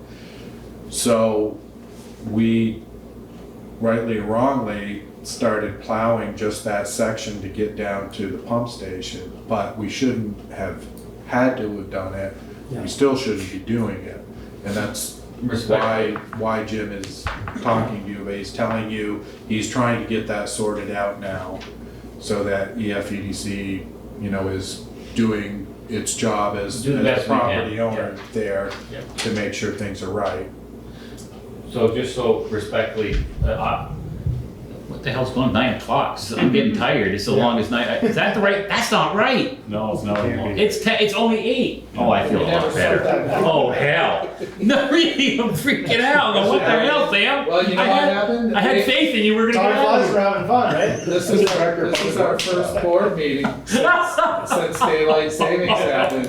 We missed changing that clock back. Frick, God's sake. Okay, so now we'll talk all night about this. You gotta just buy yourself. I just got a second wind. But then I had another hour, Jim. Yeah, exactly. Yeah, for all your sakes, I understand. We'll try to close it out with, I have a very clear understanding what it is. I'm gonna go talk with the owners on Friday morning, and I'll be back at your next meeting and give you an update. If there's something important in the meantime, certainly share it with John, but if it's still a process thing, I may come back to you, but I'm gonna try to just get this resolved. I'm fine with the problem, we're fine, we'll try to take care of it. Yeah, okay, thanks. Okay, so I have a bunch of stuff, almost all of it good. I'm gonna do this in the order that I took my notes. You're in your budget process now, I just realized that when I sat here tonight. You're building your budget for town meeting? Is it, Yeah, are you in the we're- beginning of that? Our board has not seen any of that work, but staff is internally, we are putting together our initial drafts for our departments and starting to have discussion about that. So to be specific, if a citizen from Enosburg Village wanted to come in and ask for X number of dollars for a health and safety officer for the village to pay part of it, when's their deadline for that? When would they have to come to your group to make that request? Or make that pitch? Understanding Well, I don't know, that's up to the board to decide whether you even want that or not. Right, yeah, that would be a different, like, whole can of worms on its Gotta own. vote on it first. Right, Yeah. right, yeah. You guys, I mean, I don't wanna put words in your mouth, but I'm assuming you would want to put some careful thought Oh, yeah. into this and what you were doing and, And I would hope that we would adopt ordinances before that came into play, because Yeah. you can't really go around enforcing stuff that doesn't have an Understand, yep, totally understand. I think the reality is the reality, that is right. The timelines are such that we just can't have that idea in 9 months because you're through your budget process. You know what I'm saying? We can't. So very much like, I guess, Sean Keel, who took over the role, that money was there waiting for something to happen. Exactly. But it was approved through the normal budget process, and it was up to, and it was at the discretion of the select board. So to me, that's a model for that citizen to come in and say, we'd like you to have this, we'd like to put all these other things in place. That gives you the power to put that in place, but doesn't require you to put it in place, right? That's a good metaphor, not metaphor, but analogy with.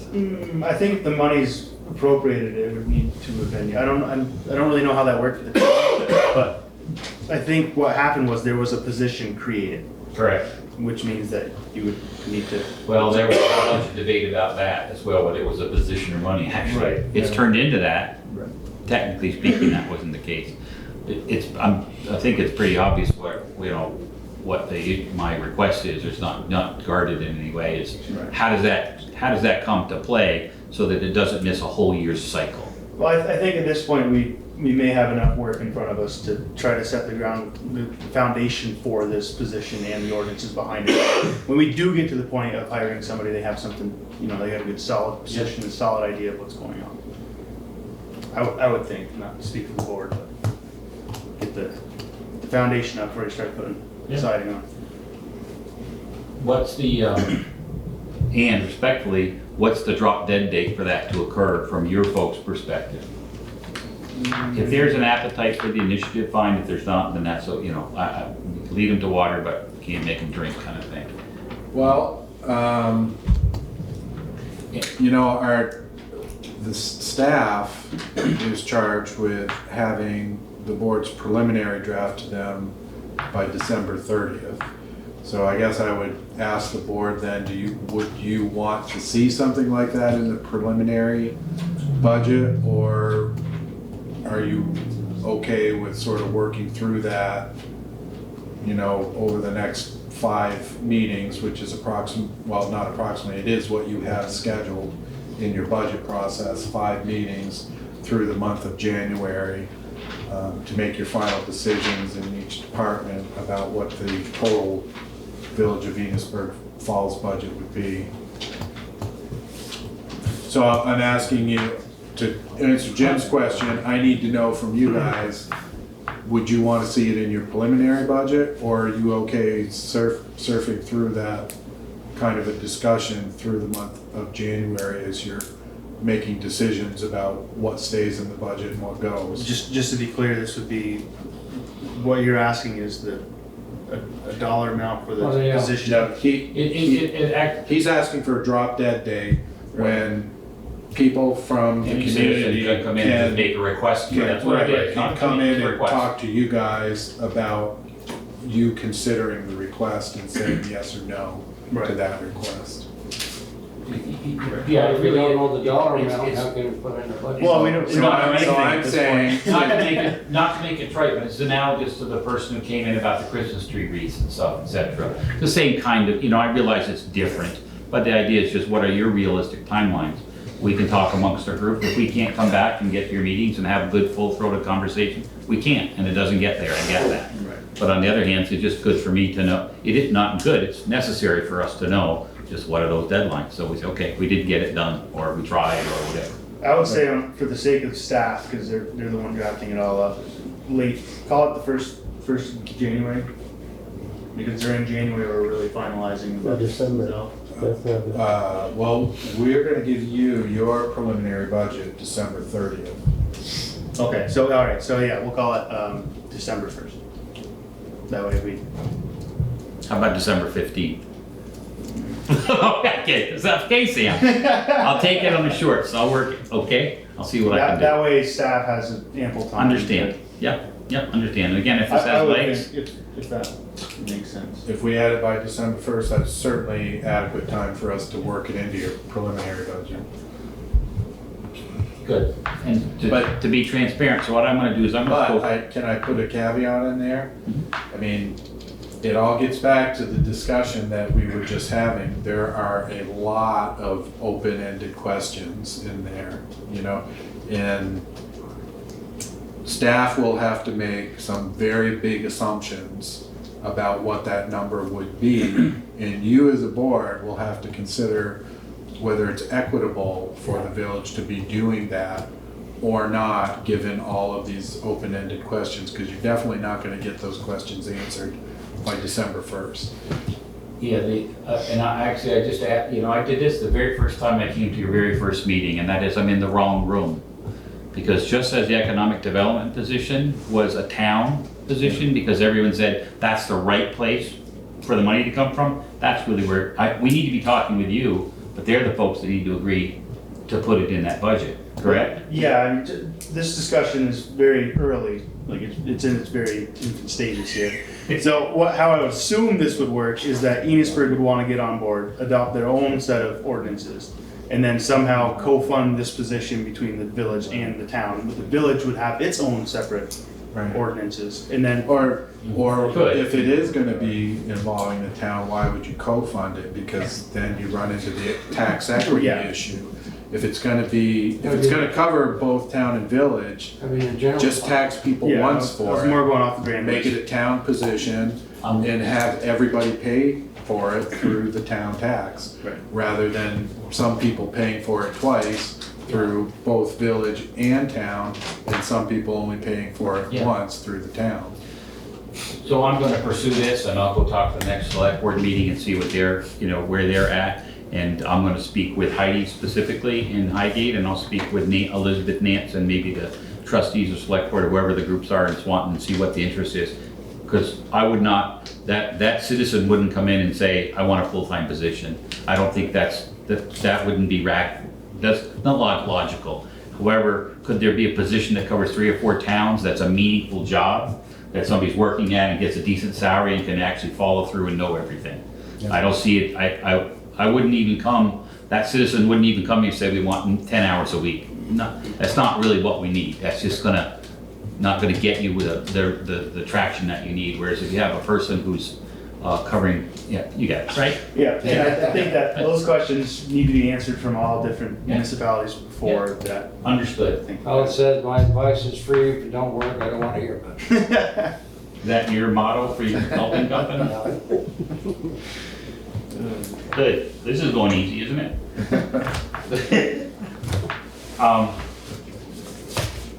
Schmoozing. Adele, where's your dog and pony show? So I had an article published about Enosburg in Vermont Business Magazine. It's an annual feature called the Franklin County Perspective. I think it's on page 55.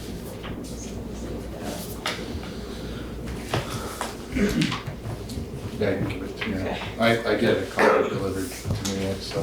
Have you already got it, John? I haven't gotten it That yet. one? No, Hot off the presses. Yeah. We have an But I annual will get Vermont it. Business Magazine. I will get it.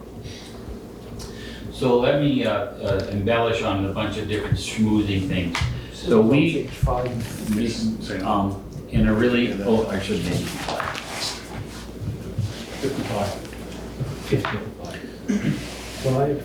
It's your time, but let me give you an overview of the article and we can leave those with you, and they're gonna be distributed around town. We're having some laminated so businesses can put them up and see what's there. In some global way, everything that I think the Enosburg Initiative and almost everybody else who volunteers, the EVA and all the other groups, the Lions, the this and that, whether it's stated or not, is to have the liveliest community you can have and bring people in who are gonna spend money. Vermont's a tourist state. And so the more people we can attract to Enosburg for different reasons, the better for all of us. There's more money in the coffers, there's more money to hire local people, pay gas, buy food, etc. So this Vermont Business Magazine does this once a year. So the schmooze was, here's the preaching schmoozing is that because we have been working with other communities and other towns, as an example, Tim Smith and Catherine Dimitri took part by talking with Polly about the economic development position and giving some input and feedback about how to develop that. Tim Smith made this referral to us and said, hey, you would be a good community to talk about yourselves. So we worked together. Adele did all this work and took all the pictures and did all the legwork to get it done. And what we tried to do was pick some businesses that would attract people to Enosburg, things that they wouldn't necessarily know about. As an example is the sculpture park, one of I think the best hidden treasures, gems, whatever that's, I get a pseudo marketing there on that part of it, but people don't get that there's 60 acres and 30 sculptures in Enosburg Falls that are unique, that people from all over the world come from, literally all over the world to come see. And then some new businesses, Swiss and Bloom, Angie's Place, the fact that we have that quality of a wedding venue here wouldn't necessarily be known by a lot of other folks. And clearly we punched up the Quincy, and then we also went to Boston Post, an award-winning cheese manufacturing place right in our community, right in our town. So that was the beginning of that, and then we're going to be bringing the editor of this to St. Albans, Tim McWestern. He's coming to he doesn't know it yet, but he's coming to St. Albans for lunch or dinner, and then coming here to Enosburg to do a tour, to try to find for us a way to build a relationship where we can feed him articles about Enosburg Falls, not just, or about businesses in Enosburg Falls, because they showcase all over the place. But until people come and see things, they aren't, you can talk to them on the phone or send them an email. But so he was theoretically on vacation. If he's not avoiding us, we're going to find him in the next couple of weeks and bring him up to Enosburg to keep that going. And then on the schmoozing piece of things, Preservation Trust of Vermont, at least the quick overview is that they've been around for 30 or 40 years. Their leader just passed away, had a heart attack in the middle of the night, and it was very, very well thought of, very well known, could raise money like there was no tomorrow. Now Liz Gamache, who was the ex-mayor, for the most part, for us maybe to know who she was, ex-mayor of St. Albans, she's taken over for a year as an interim president while they're looking for a full-time person to take over that job. They have 3 or 4 part-time staff, but they have had through Paul a great deal of influence and push. They've been up here around the Quincy. They helped with the Masonic Temple. They helped with St. Albans House. They're, wherever there's an old property, they're willing to get involved in helping. So I got invited to speak tomorrow night at their annual board meeting in St. Albans to talk about Enosburg. So I'm going to go do that tomorrow night at One Fed. I'll talk about the things we're doing up here and what Preservation Trust has done and been involved in. So, and these are very wealthy people. These are very wealthy, very influential people. So it's just nice to be in that circle. This is my second meeting I've been at them with. The last time I was about St. Albans, so focused more next about Enosburg. So that's really a neat thing, a real positive thing. Again, more notoriety, the more people see things, know things can happen. People make connections. People they know and find their uncle or their relative living there, et cetera, et cetera. That's the end of schmoozing, I think, for the night. PTV, yeah. And they also have a new grant program in Paul City, which is very relevant to downtown businesses. So we're going to find out about that tomorrow night. So they've got a fairly well-funded, what's the word I'm looking for, endowment under his name and a new grant for that. So we're going to find out what they had. And while we're on that same thing for the moment, so that reinforce all this, to reinforce all the help that Enosburg gets and the fact that we can get things, if you didn't know, is that we helped the veterinary clinic apply for downtown tax credits. And because somebody, different than historic, and because somebody from Enosburg, I think it was Susie and Sandy and somebody else 10 years ago, made it a downtown, a designated downtown, they qualified to apply, and they have $50,000 in tax credits towards all their renovations on their building. So it is coming back, you can say, what do I pay my taxes for, whatever, but those tax credits, and that's what they are, credits, they have to spend the money to get them. It's not a check, it's not a gift, it's a credit that they can turn into money. So all those things happen, all those connections happen because we're bringing people to town, they know what we're doing, they're the same people tied into different projects. And Caitlin Corkins came for a walk through 2 months ago through the village with us. We looked at all the different places in town, keep her engaged in the village, what's going on, what we're trying to get done, those kinds of things. So all good stuff, all stuff that just happens out there that does have an impact, it does help people in the long run. If you look at all the different parts of the village that can touch and the town. The Enosburg Initiative donated 25 comfortable chairs finally to the Emergency Services Building. So when you go up there, you can actually sit for more than 10 minutes and not have to get up and find a spot. We worked with Billy Joe on that. She was real helpful and cooperative, and so those were delivered last week. So they're the quality plastic laminate chairs that'll last forever kind of thing. They're a good chair. So those are up there now. That's from the initiative. Lincoln Park. We talked about this. Lincoln Park is just an update. That's all moving along really well. And it is going to be tied to a lot of stuff in the spring. So Gary's been very helpful, came up and did a site visit with me 2 weeks ago. I need to come back on Friday and get let in so I don't have to climb the fence, and I'll pull my stakes. But we have staked out where the fence would go. We now can get a price on that and a plan on that. I've got the fence company up on up on Boston Post Road. They're going to be building it for us. We have a plan that's tied into maintenance and keeping the maintenance easy, raising the fence up, giving a lot of room around it so that it can be mowed without a headache, that kind of deal. So we're going to put that all together. And that's the EBA's putting money into that, NISH's putting money into that, Legion's going to put money into that. May come to the village and the town. We're trying to just put together a kitty of money to put the park in order. Not the park's beautiful, the monuments in order, new plaques, engrave the right things on the big granite monument that's there, clean up this, fix the doughboy, it's got some holes in it, the bases. So we're gonna put together a whole budget for all of that, Brad, bring a bunch of money together, a bunch of people, execute that this summer. It's all part of getting that done. And that is appraisal of the doughboy should be in a couple, 3 weeks. It's been 6 weeks. For the insurance? Yes, right now it's owned, repeating what you've heard before, but it's owned by the Legion, but on village property and not insured. So they're getting an appraisal so we can figure that whole thing out with their clear intent that they would like to donate the doughboy to the village and have that be a piece of property of the village. You want it, great. You don't, I'll take it. You know, we'll figure it out. So good thing is that's all going to happen in the park in the spring, and it's going to be a great project in the spring for the village. The Masonic Temple's looking great. We're going to go around the east side of the Masonic Temple this summer, so we'll get the other side done, then we'll go around to the back, which is really the least visible, but also the least worst part of the building. It's just not, doesn't have any the wear and tear that the other elevations have on that north side. One more update and then a question. Other updates we just had, we tried this before and it went well. This time we tried it, it went well, but we had fewer people, a lot fewer. But we're going to continue on this year. One of the projects of the initiative this year is to bring together all of the volunteer boards on a regular basis. So we just did this last Saturday. We're going to change up the way it works, but the theory will be is in February on a Saturday morning, we'll bring every volunteer group that wants to come in to talk about what they're doing. What are they doing? What do they need? What's their schedule? How can we cooperate, work together? The Legion worked on Enosburg Eats, went really great for everybody. We're going to do it again next year. We're going to change the format where the Legion's open all afternoon. People can kind of come and go, buy pies, buy this, buy that, but be part of the whole Enosburg Eats thing that goes on, so that went really well for them. That kind of collaboration where we can all help each other with events that are going on. Not really about money, just cooperating. And then Sean Keogh was at that meeting. He came to that meeting on Saturday, and then obviously going to be keeping to invite him to come to that meeting again. So here's all these groups in town that have all these needs. What are the grants that are out there? What can we share with? Who can jump on this or jump on that?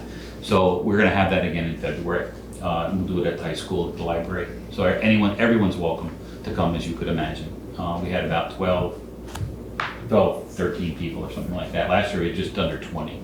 So anyway, so we're having that. So that's just a volunteer thing. We do it. There's no cost to anybody. We use the school. Their school's great. They gave me a key. I don't want a key. Anybody want a key to the school? Need to go work out some, teenage frustrations or anything like that. Okay, it didn't go very well. All right, and then last, what's the status on the bike ped grant and the engineering, the next step in Vital Village? Where is that sitting? The engineering study? Yeah. Well, we're waiting for the grant agreement from the state. Really? That's the next step. Yeah, they gave us an award. Right. They asked us to sign the, I'm not going to use the right terminology here, but the commitment letter. That's it, the commitment form. acknowledging that our board will put up our match required under the grant. And then the next step is they've got to get us a grant agreement. We're still waiting for that grant agreement. Okay. Then you can go out with an RFI, if you will. Is that the right term? Yeah. You'll go out for that. Yeah, when we sign the grant agreement, then we can actually start working on the project, but we can't, till we sign a grant agreement, we don't, it's the same thing as like signing a contract. Till you sign the contract, you can't really do any work.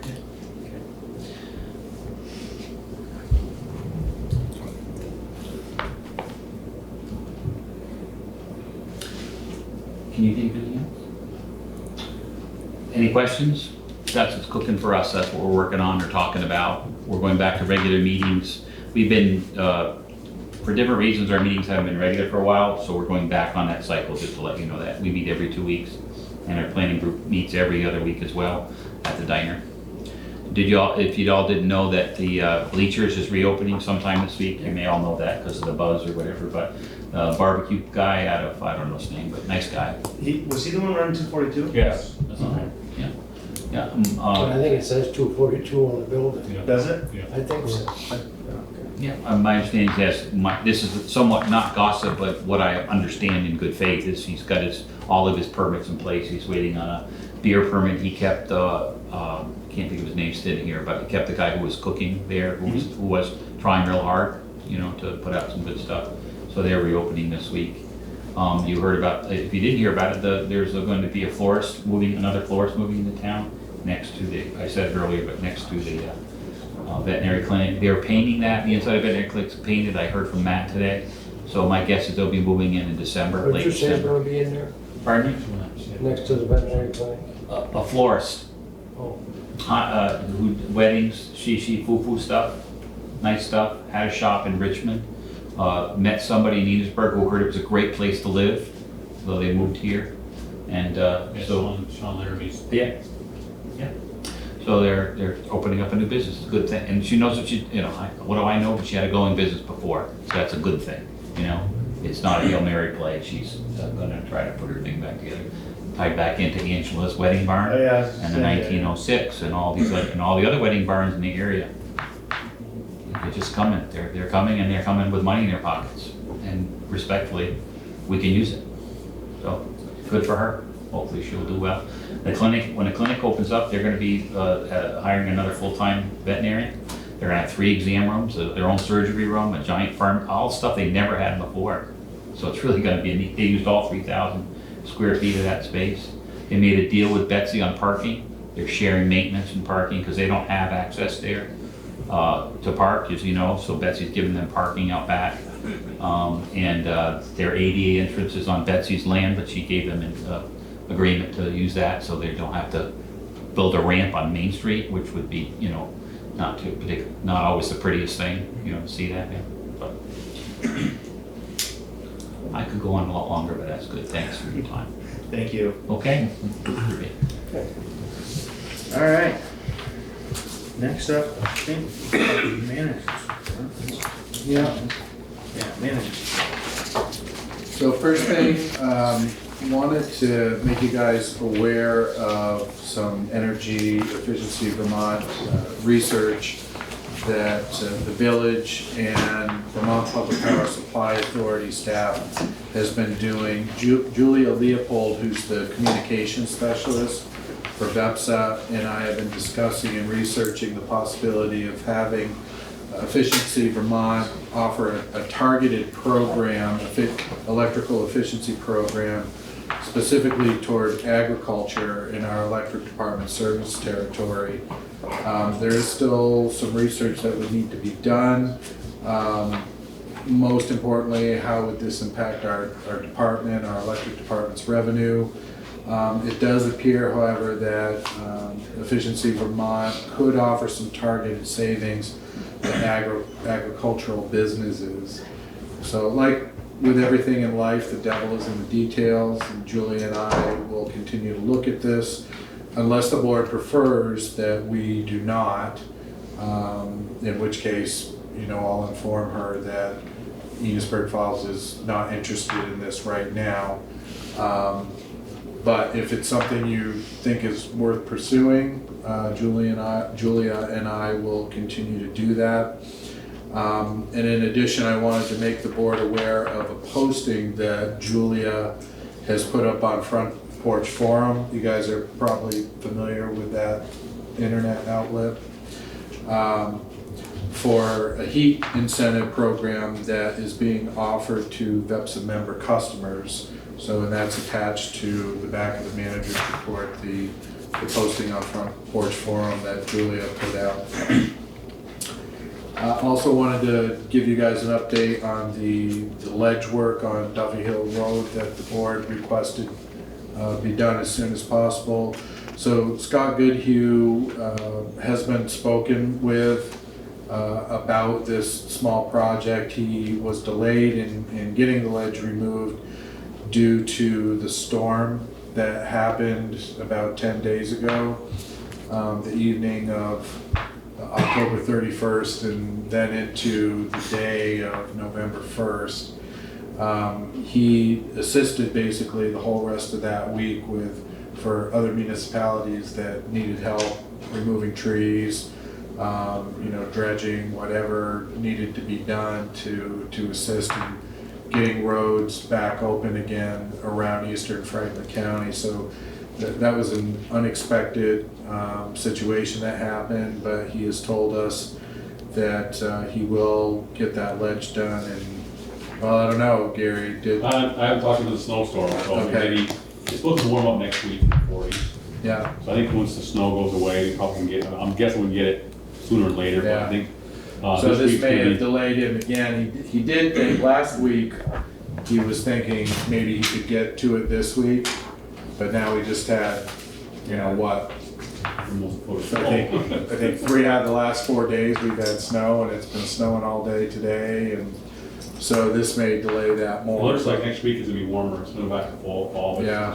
the forecast is gonna be. So we'll just have to see, but we'll keep in contact with Scott, and if it seems there's an opportunity, to do it this year, we'll still try. If not, we may have to wait till the spring, but we'll get it done as soon as we can. Just go slow on that corner.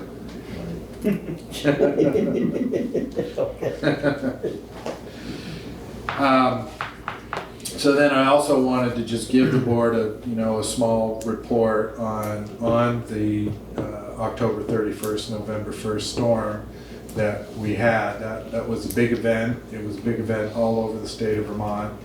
And unfortunately, we were not immune from it. We were hit pretty hard here in Enosburg as well.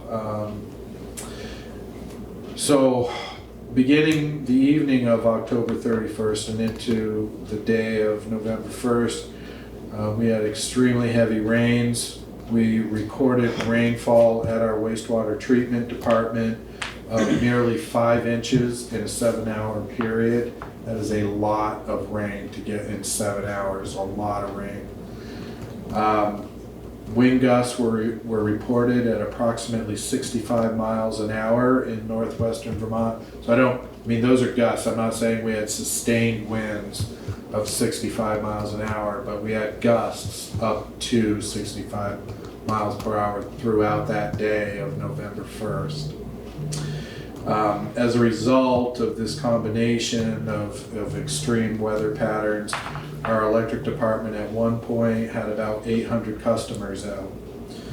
Okay, so that for us, that's a lot. That's about 45% of our customer base.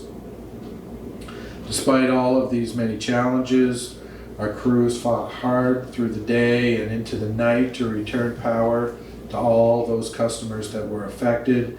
And by the afternoon of November 2nd, so the following day, we had returned 100% of all of our customers' power back.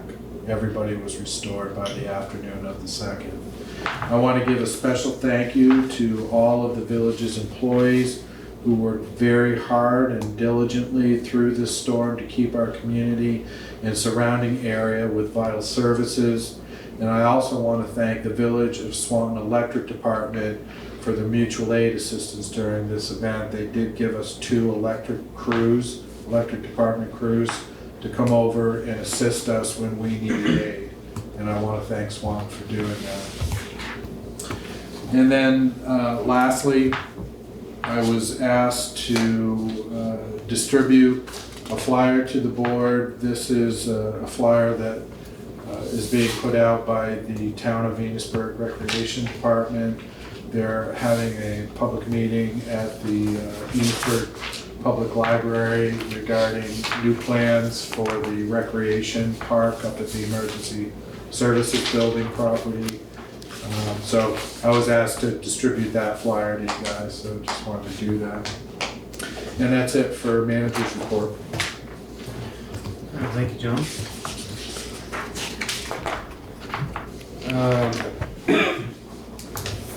Does anybody else have any other business? No, it's not on the agenda, but. You're right, I missed that. I apologize. Should have had that on there. Other business. Okay. So at this time, I need a motion to go into executive session for negotiations in which premature public knowledge may compromise the position of the municipality. Second. Okay, all those in favor, say aye. Aye. All right.